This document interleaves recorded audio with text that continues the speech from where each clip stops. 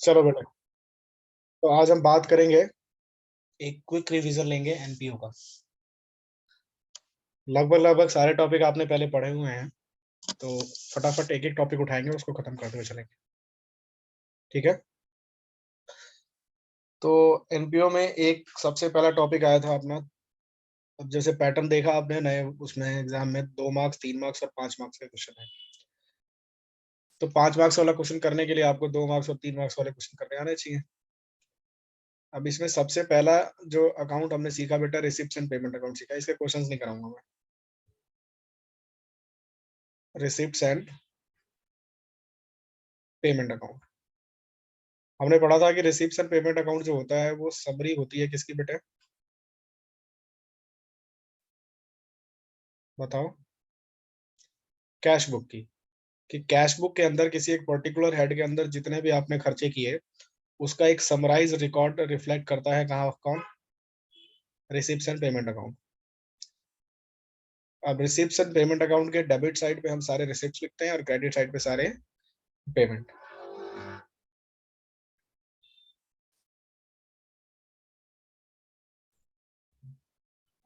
Receipt amount और payment और amount. सबसे पहले लिखोगे टू बैलेंस बीडी, और बैलेंस बीडी में बेटा आप 3 बैलेंसेस दिखा सकते हो। बेसिकली कैश ही होता है, उसके अलावा बैंक, या आपने कोई फिक्स डिपॉजिट कर रखी है तो वो फिक्स डिपॉजिट, या कोई और फॉर्म हो कैश का तो वो। इसके बाद रेवेन्यू रिसिप्ट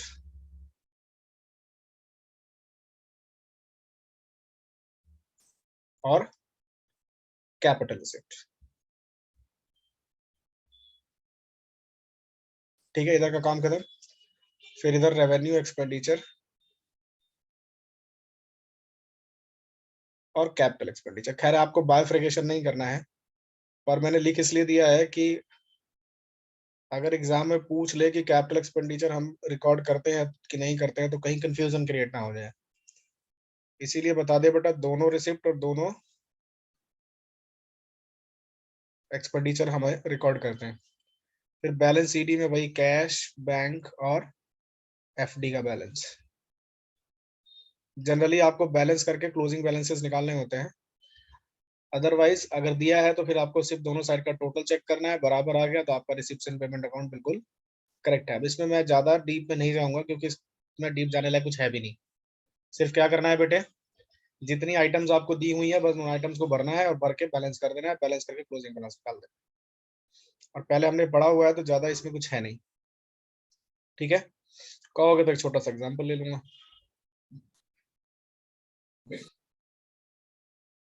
कर लोगे ना?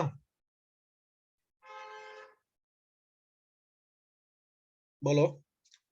अब इसी ठीक रिसिप्ट है एंड सर। पेमेंट के बेसिस पर हम बनाते हैं बेटा इनकम एंड एक्सपेंडिचर अकाउंट और बैलेंस शीट। बेसिकली हम दो चीज बनाएंगे इस साल, इनकम एक्सपेंडिचर और बैलेंस शीट। बैलेंस शीट तीन बने, दो बनेंगी और एक इनकम एक्सपेंडिचर अकाउंट। पर प्रॉब्लम ये है कि हमें बायोफ्रिकेशन सीखना है, बस और कुछ नहीं।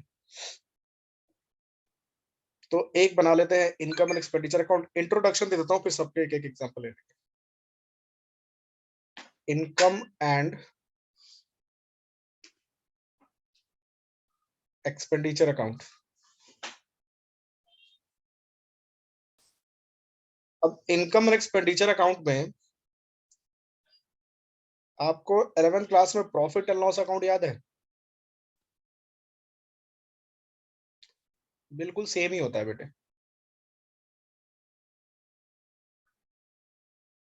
एक तो ये वही इनकम एंड एक्सपेंडिचर अकाउंट, इतने में बात कर लेंगे हम। और एक बनाएंगे हम बैलेंस शीट एट एंड, यानी क्लोजिंग बैलेंस शीट।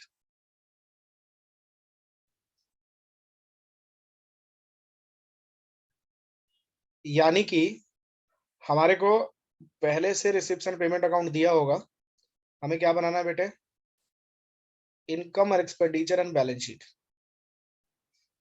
और जो इस अकाउंट के अंदर इंफॉर्मेशन होती हैं रिसिप्ट एंड पेमेंट अकाउंट में, उसको बैलेंस बीडी को अगर छोड़ दे तो बाकी सारी चीजें इसी में आती है, क्लोजिंग बैलेंस शीट के अंदर। बैलेंस शीट जो, बैलेंस बीडी जो है वो एक और बैलेंस शीट बनाएंगे हम ओपनिंग वाली। तो वहां पर रिसिप्ट्स एंड पेमेंट अकाउंट से सिर्फ ओपनिंग बैलेंस जाता है, बाकी चीजें एडिशनल इंफॉर्मेशन से जाती हैं ओपनिंग बैलेंस शीट के अंदर। तो मान लीजिए कि कोई आपको रेवेन्यू रिसिप्ट हुआ है, तो हम लिखेंगे आप by revenue receipt, for example subscription. ठीक है बेटे। अब इसके साथ 4 एडजस्टमेंट्स हो सकती हैं। Outstanding at and, outstanding at beginning, advance at end for next year या नेक्स्ट टू नेक्स्ट ईयर, और बेटा advance at beginning, beginning for current year, current year के लिए जो मिलेगा। इन चारों को ऐड करके हम बैलेंस बाहर दिखाएंगे। बात क्लियर है? अब ये चारों चीजें आपको एडिशनल इंफॉर्मेशन में मिलेंगी। जो भी रेवेन्यू रिसिप्ट आपको हुआ, उस रेवेन्यू रिसिप्ट में आपको क्या करना है, आउटस्टैंडिंग एट एंड ऐड करना है, एडवांस एट बिगिनिंग माइनस करना है, minus advance at end for next year, और plus advance at beginning for previous year, in previous year for current year, ऐसे कह सकते हो। तो पिछले साल का जो है, पिछले साल की जो बैलेंस शीट होती है, वो हमारी ओपनिंग बैलेंस शीट होती है, या इसको ओपनिंग बैलेंस शीट भी कह सकते हो, या लास्ट ईयर बैलेंस शीट भी कह सकते हो। तो ये सारी इंफॉर्मेशन आपको एडिशनल इंफॉर्मेशन में मिलेंगे, रिसिप्ट एंड पेमेंट अकाउंट में नहीं मिलेंगे, क्योंकि ये सब अक्रूवल बेसिस वाली है, कैश बेसिस वाली नहीं। जो रिसिप्ट एंड पेमेंट अकाउंट की इंफॉर्मेशन है वो सारा कैश बेसिस पे बनता है ना। यहाँ पर कोई भी अक्रूवल बेसिस का पार्ट नहीं है। तो रिसिप्ट एंड पेमेंट अकाउंट में जितनी चीजें आई वो कौन सी हुई, कैश बेसिस अकाउंटिंग की। ठीक है। ऐसे ही बेटा अगर कोई आपने रेवेन्यू एक्सपेंडिचर किया है, तो टू रेवेन्यू एक्सपेंडिचर, इसके साथ भी आपके पास 4 एडजस्टमेंट्स हो सकती है। ये हो सकता है इस साल का हमारे पास आउटस्टैंडिंग हो, तो आउटस्टैंडिंग एट एंड, मतलब हमारी करंट वाली बैलेंस शीट। ठीक है। या हो सकता है कि पिछले साल का कोई आउटस्टैंडिंग रहा हो, तो वो वाला माइनस कर देंगे, माइनस आउटस्टैंडिंग एट बिगिनिंग या ओपनिंग। फिर इसमें से माइनस कर देंगे एडवांस एट एंड, मतलब इस साल जो एडवांस मिला है हमें नेक्स्ट ईयर के लिए, और इस पे प्लस कर देंगे advance at beginning for current year, मतलब जो करंट ईयर के लिए एडवांस मिला था बिगिनिंग में। ये चारों चीजों को एडलेस करके जो भी आपने रेवेन्यू एक्सपेंडिचर किया है घटा के बाहर दिखा देना है। इसके अलावा एक चीज और यूज होती है बेटा यहाँ पर, मटेरियल कंज्यूम। ये हम निकालना सीखेंगे अलग से, कि कोई अगर जैसे डिस्पेंसरी है तो दवाइयां यूज करेगी, स्टेशनरी है तो किताबें वगैरह स्टेशनरी यूज करेगी लाइब्रेरी में, है ना। कोई लिबर्टी है तो केमिकल्स यूज करेंगे, अलग अलग तरह के मटेरियल्स यूज करते हैं, तो उनको हम निकालना भी सीखेंगे कि मटेरियल कैसे निकालते हैं। ठीक है बेटा। और रेवेन्यू रिसिप्ट को कैसे लिखा जाएगा वो भी देखेंगे। इसके अलावा इनकम एंड एक्सपेंडिचर में मान लीजिए कोई आपने एसेट बेच दिया, तो gain on sale of fix assets भी आएगा, तो ऑब्वियस सी बात है इधर लॉस भी आएगा, loss on sale of fix assets, या फिक्स एसेट्स क्यों बोलना है, एसेट्स बोल दो, क्योंकि मटेरियल भी कई बार हम बेच के प्रॉफिट या लॉस कमाते हैं। ठीक है बेटा। अब आ जाओ बैलेंस शीट में, बाद में बात करेंगे इसमें और क्या निकलेगा। रिसिप्ट्स एंड पेमेंट अकाउंट में हमने रेवेन्यू तो सारा कहां ले लिया बेटा, इनकम एंड एक्सपेंडिचर अकाउंट में। बचा क्या सर, बच गया कैपिटल रिसिप्ट और कैपिटल एक्सपेंडिचर। तो कैपिटल रिसिप्ट कहां लिखोगे आप, बैलेंस शीट में लायबिलिटी साइड। अब हो सकता है कि कैपिटल रिसिप्ट में आप लोन लेके आए हो सकता है ना, लोन लिया हो आपने, और जनरली बेटा आपको स्पेसिफिक फंड मिलता है, तो ये सारे स्पेसिफिक फंड यहाँ पर दिखाए जाते हैं, और इसकी एडजस्टमेंट मैंने आपको पढ़ा रखी है, अभी दोबारा बताऊंगा एडजस्टमेंट, जो भी स्पेसिफिक फंड की एडजस्टमेंट होंगी। कैपिटल एक्सपेंडिचर जितना भी होगा वो जाएगा कौन से साइड पे, क्रेडिट साइड पे। कैपिटल एक्सपेंडिचर का मतलब आपने एसेट्स खरीदे हैं, तो जितने भी कैपिटल एक्सपेंडिचर है वो एसेट साइड में जाएंगे, यानी कि एसेट्स परचेज्ड, जो भी आपने एसेट परचेज किया वो। हो सकता है कैपिटल एक्सपेंडिचर में आपने कोई खर्चा भी किया हो, जैसे कि आपने किसी लोन की पेमेंट करी हो, तो वहां से वो अमाउंट डिडक्ट कर दिया जाएगा। तो एसेट्स परचेज सारे यहाँ दिखाए जाएंगे। अब कुछ एडिशनल इन्फॉर्मेशन में, बाकी ये जो आउटस्टैंडिंग और प्रीपेड की ट्रीटमेंट होती है वो तो करोगे ही करोगे। क्या क्या करोगे? एक outstanding expenses at end minus outstanding expenses at beginning, अच्छा माइनस नहीं, और एक करोगे एडवांस एक्सपेंसेस, नहीं एडवांस इनकम एट एंड। ये दोनों आपकी क्या हो गई?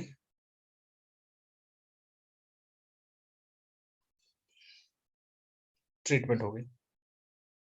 ठीक है बेटा। इधर ऐसे ही आउटस्टैंडिंग इनकम और प्रीपेड एक्सपेंसेस, या आप कह सकते हैं advance at beginning, advance at and, जो भी करो। और ऐसे ही दो चीजें ऊपर चली जाएंगी जो जो बिगिनिंग वाली होंगी। तो एक तो आपने बैलेंस बीटी लिखा है कैश, बैंक और एफडी का। क्या क्या? Cash, bank, FD. इसके अलावा जो भी ओपनिंग एसेट्स आपके पास होंगे वो सारे ओपनिंग एसेट्स, और इधर पे ओपनिंग लाइबिलिटीज। ठीक है बेटा। फिर यहाँ बैलेंस करेंगे और बैलेंस करके निकलेगा कैपिटल फंड। और मैंने आपको बताया हुआ है कैपिटल फंड को हम जर्नल फंड या कॉर्पस भी कहते हैं, बताया ना। तो बैलेंसिंग फिगर से आपने कैपिटल फंड निकाल लिया। अब आ जाओ थोड़ा सा नीचे बात करते हैं।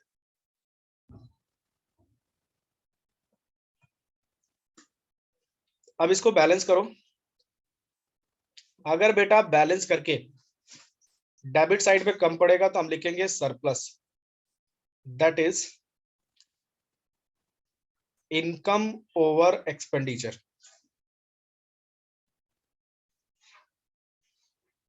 ठीक है बेटा, जिसे प्रॉफिट लॉस में आप नेट प्रॉफिट कह दिया करते थे। और by deficit, that is expenditure over income.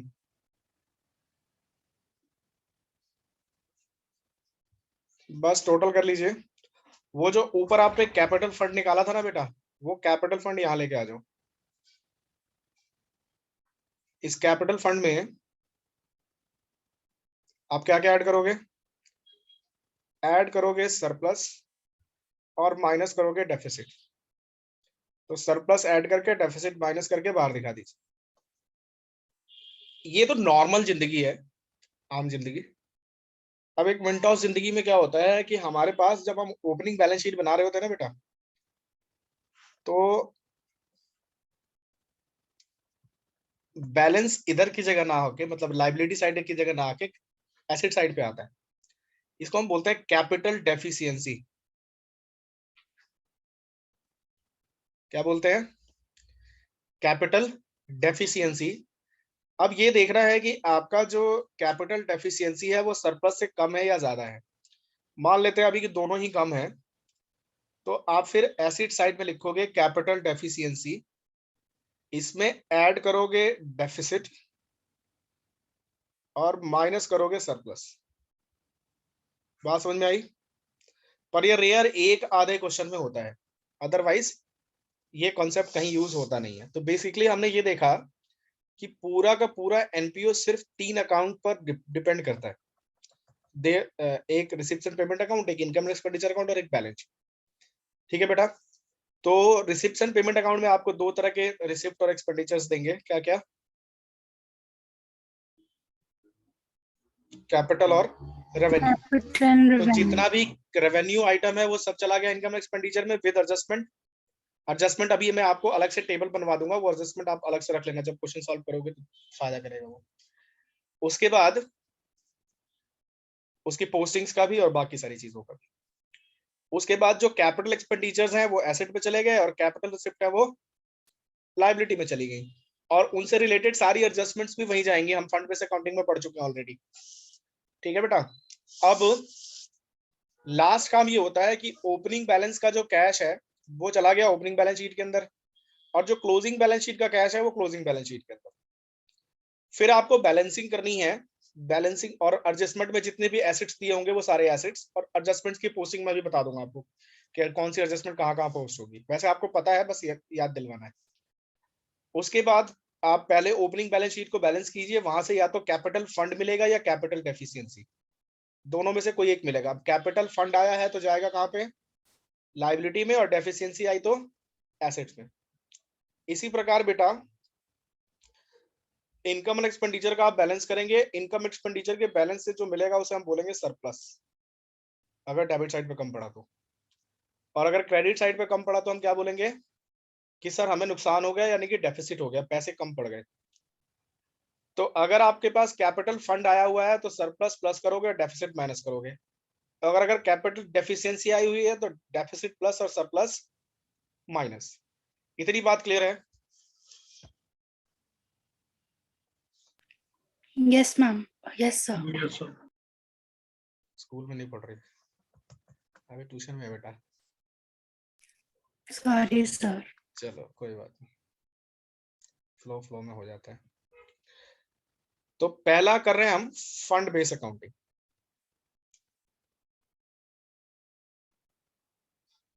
Fund base accounting के 3 या 4 क्वेश्चन करेंगे, और ये 3 मार्क्स का कैंडिडेट भी है, और 5 मार्क्स वाले में तो आएगा ही आएगा। तो फंड बेस अकाउंटिंग में हमने याद करो, हमने पढ़ा था कैसे कैसे हम डिस्ट्रीब्यूट करते हैं चंदा चिंता कर करके, है ना। तो हमने टोटल फंड बेस अकाउंटिंग को 2 पार्ट में तोड़ दिया था, एक जनरल फंड और एक स्पेसिफिक फंड। अभी हम बात सिर्फ स्पेसिफिक फंड की कर रहे हैं। तो स्पेसिफिक फंड में भी हमने 2 कैटेगरीज बनाई थी बेटे।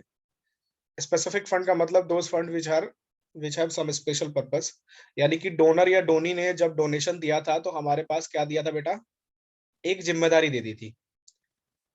तो एक हमने पढ़ा था डोनेशन फॉर एक्टिविटीज, ये कैपिटल रिसिप्ट होती है। और दूसरा बेटा हमने पढ़ा था donation for formation of assets. कुल मिला के 3 क्वेश्चन कराऊंगा मैं, इसके 2 एक्टिविटीज वाले के, और इसका सिर्फ एक। ठीक है बेटा, पहले किसका एग्जांपल लिख लें, इसी का लिख लें। चलो पहले इसी का लिख लेते हैं, और साथ साथ फॉर्मेट का भी पता चल जाएगा, सारी चीजें कवर करूंगा मैं। How will you deal with the following, अब थोड़ा मैं स्लो हो जाता हूँ।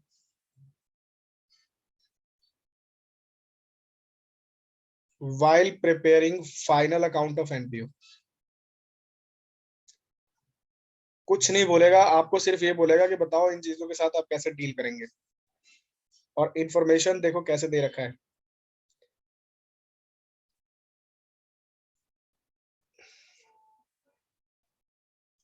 पहला इंफॉर्मेशन, मान लो कि हम मैच करा रहे हैं, तो मैच फंड 2 लाख रुपए, ये पहले से बैलेंस होगा, हो सकता है। फिर डोनेशन रिसीव फॉर मैच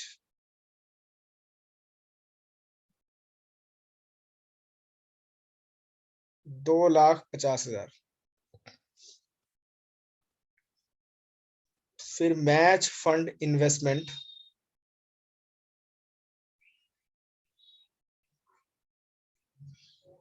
इसके पीछे परसेंटेज लगा देता हूं मैं, 10%,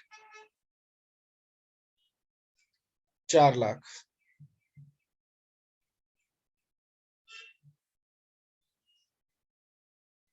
फिर interest received on match fund investment 30,000।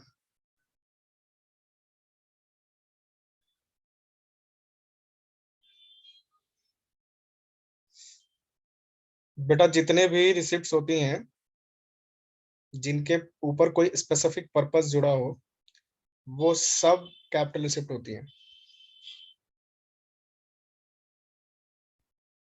तो मैच फंड हो गया, डोनेशन हो गया। अब प्रोसीड्स फ्रॉम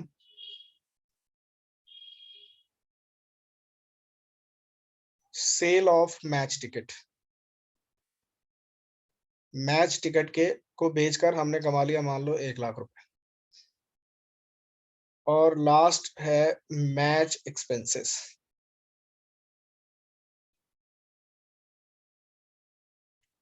2,70,000 रुपए। अभी कम रखते हैं, अगली वाली में ज्यादा कर देंगे।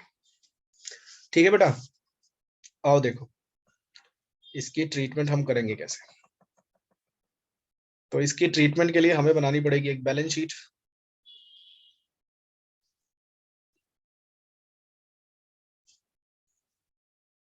तो एक बैलेंस शीट बना लेते हैं, छोटा सा ही बनाएंगे, ज्यादा बड़ा नहीं, क्योंकि दूसरे वाले के लिए भी स्पेस चाहिए। मिडल लाइन डिवाइड कर दे रहा हूँ, साइड लाइन डिवाइड नहीं कर रहा, ठीक है। बाकी आप लोग समझदार हैं, बैलेंस शीट तो आपको बनानी आती है।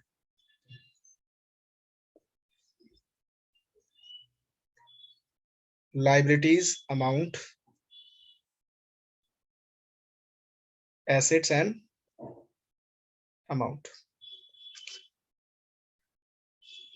3 नंबर के कैंडिडेट में बहुत प्यारा क्वेश्चन। तो पहले आप लाइबिलिटी साइड में लिखेंगे बेटा मैच फंड।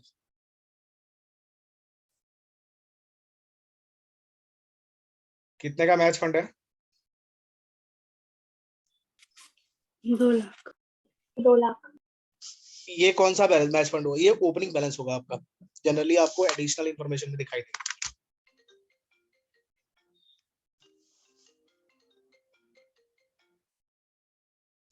ठीक है बेटा, तो मैच फंड में दिखाया हमने 2 लाख रुपए।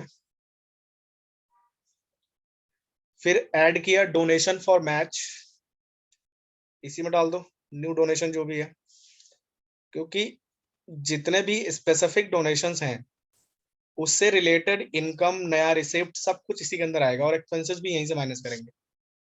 ठीक है बेटा, अब आपके पास है 10% match fund investment. 10% match fund investment 4 lakh के, और आपको पता जैसे परसेंटेज लगता है तो कंपल्सरी हो जाता है इंटरेस्ट पे करना। तो 4 लाख का 10% आपको पे करना है। कितना पे करोगे? 40,000। देखो कितना मिला है आपको अभी तक। अच्छा, पे नहीं करना, रिसीव करना है। आपको अभी तक सिर्फ 30,000 मिले हैं। 10,000 क्या हो गया?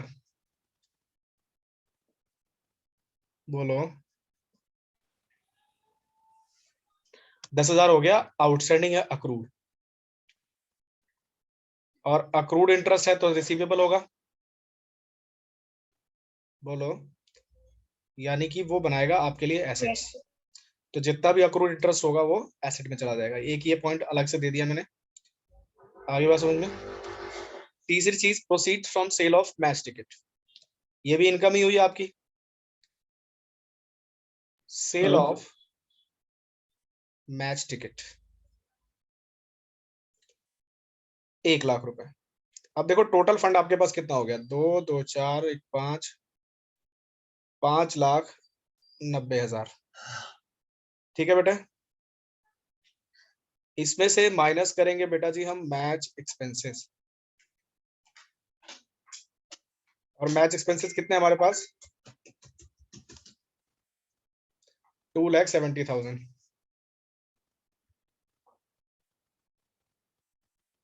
बच गए हमारे पास 3,20,000। बैलेंस शीट को टोटल नहीं करना है क्योंकि ये एक्सट्रैक्ट है। सर बोलो। इसमें सर हमने मैच फंड में तो इन्वेस्टमेंट आया है ना, तो हम रिटर्न देंगे ना सर?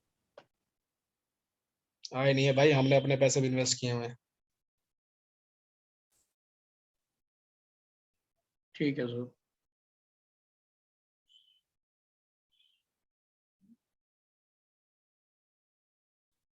हमारे पास जो डोनेशन आई थी एनपीओ के पास, वही डोनेशन इन्होंने इन्वेस्टमेंट करी है। ठीक है, देना नहीं है। Yes sir. एनपीओ को डोनेशन रिसीव होती है, डोनेशन पे नहीं करता एनपीओ। ये वाली बात क्लियर? चलो, अगर हम इसका दूसरा एग्जांपल बनाएं और ये कहें कि in previous example if batch expenses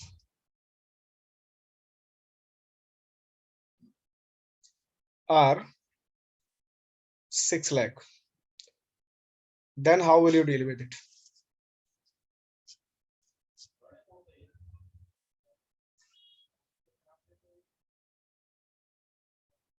ठीक है बेटा, तो करना क्या है, पहले तो बैलेंस शीट ही बनाएंगे।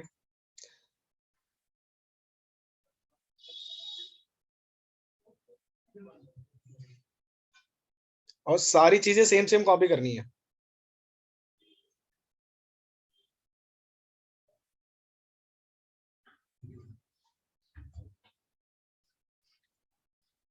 पहले हो गया मैच फंड 2 लाख रुपए, फिर नया डोनेशन 2,50,000,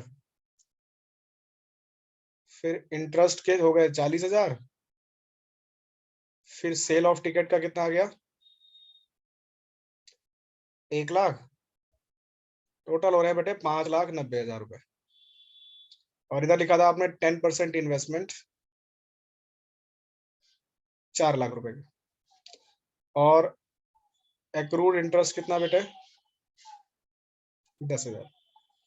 अब खर्चा हो गया आपकी लिमिट से ज्यादा, आपने 6 लाख रुपए खर्च कर दिए, तो यहां से आप मैच एक्सपेंसेस से सिर्फ 5,90,000 ही माइनस करेंगे जितना आपके पास फंड है। ये हो गया 0, बोलो। Yes sir. अब क्या करना है, अब हमारे पास अगला काम है इनकम एंड एक्सपेंडिचर अकाउंट, क्योंकि 10,000 अभी भी रह गए हैं खर्चे के, तो बचे हुए 10,000 हम डालेंगे बेटे इनकम एंड एक्सपेंडिचर अकाउंट में। इसीलिए मैंने पहले आपको इनकम एंड एक्सपेंडिचर अकाउंट बता दिया। तो इसमें एक्सपेंडिचर की साइड डालेंगे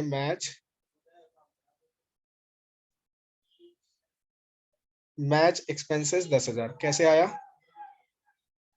बताओ सर? टोटल 6 लाख का खर्चा था, जिसमें 5,90,000 रुपए का हमारे पास फंड था, तो बचे हुए 10,000 का खर्चा यहां से हुआ है। ठीक है, आगे बात समझ में? हाँ एक्सपेंडिचर जी। और इधर इनकम, यही 2 फ्लेवर के होते हैं, इसी में कुछ आगे कुछ पीछे करके आगे देता रहता है वो क्वेश्चन। अब आ जाओ दूसरी टाइप के क्वेश्चन। जब हम बात कर रहे हैं किसकी बेटे, फॉर्मेशन ऑफ एसेट्स की, हमेशा creation and formation of assets में आपको कैपिटल बेनिफिट होता है। जैसे कि यहाँ पे मैच एक्सपेंसेस में आपके पास पैसे आए और पैसे खर्च किए आपने, उसके बाद आपके पास कुछ नहीं बचा। पर अगर आपने एसेट फॉर्मेशन के लिए डोनेशन मिला है आपको, तो आपको बाद में कुछ मिलेगा। देखो कैसे, मान लो कि आपको बिल्डिंग फंड मिला है बिल्डिंग बनाने के लिए, है ना? और बेटा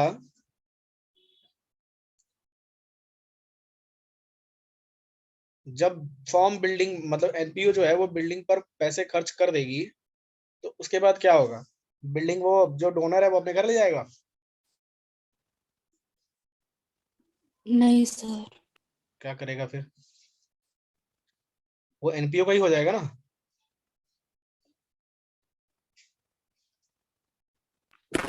हाँ जी। एक्सपेंसेस ऑन कंस्ट्रक्शन 10 लाख, और आगे लिखा है बेटा construction not yet completed 10 lakh. तो जो बिल्डिंग आपको मिली वो आपका कैपिटल प्रॉफिट है, यानी कि बिजनेस यानी एनपीओ को उतने का बेटा फायदा हो गया, कैपिटल प्रॉफिट। और कैपिटल प्रॉफिट है तो कैपिटल में ही जाएगी 25 लाख रुपए, जो कि उसमें नहीं हुआ था, एक्टिविटीज में नहीं हुआ था। इसीलिए मैंने 2 प्रकार बना दिए इसके, donation for activities and donation for formation of assets. चलो भाई बना लेते हैं बैलेंस शीट। और इस रंग बदलती दुनिया में अब हम अपनी पेंसिल का कलर भी बदल देते हैं।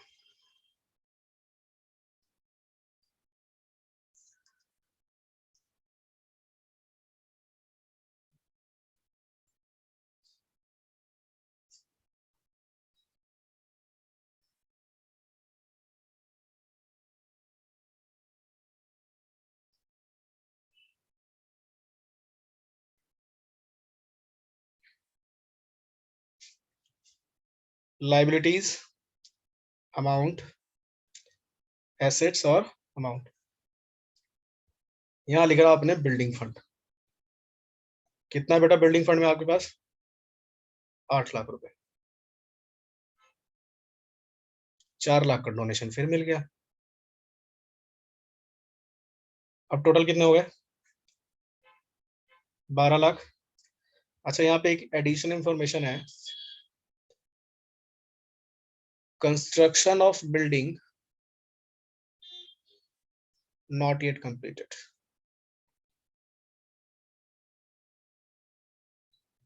कि बिल्डिंग की कंस्ट्रक्शन अभी भी कंप्लीट नहीं हुई है।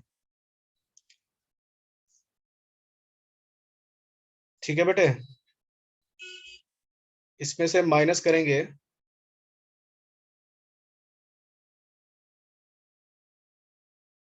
जितना आपने खर्चा किया। सुना जरा ध्यान से। अब चूंकि आपने बिल्डिंग अभी तक बनाई नहीं है, तो आप लिखेंगे बिल्डिंग इन प्रोग्रेस। और कितने की बिल्डिंग प्रोग्रेस में हो गई बेटे? 12 लाख। अगर बिल्डिंग का कंस्ट्रक्शन कंप्लीट हो जाता तो हम इसे बिल्डिंग लिखते।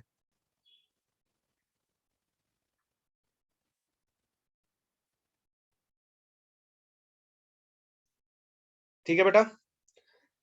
और ये जो पैसा आपने बिल्डिंग में बनाने में खर्च किया, इसे आप ट्रांसफर करोगे कैपिटल फंड में। कहाँ ट्रांसफर करोगे? Transfer to capital fund. अच्छा, 10 लाख की खर्च की है भाई। 10 लाख। फंड में अब आपके पास कितना बचा? 2 लाख। और जितना आपने बेटा कैपिटल प्रॉफिट कमाया, वो सारा का सारा कैपिटल प्रॉफिट कहां चला जाएगा? Transfer from building fund, capital fund के अंदर। अब आपके पास कैपिटल फंड हो गई बेटे 35 लाख रुपए की।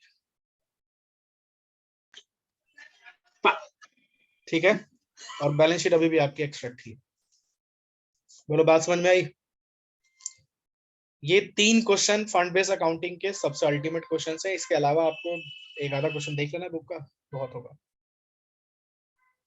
ठीक है, रीज्वाइन करो।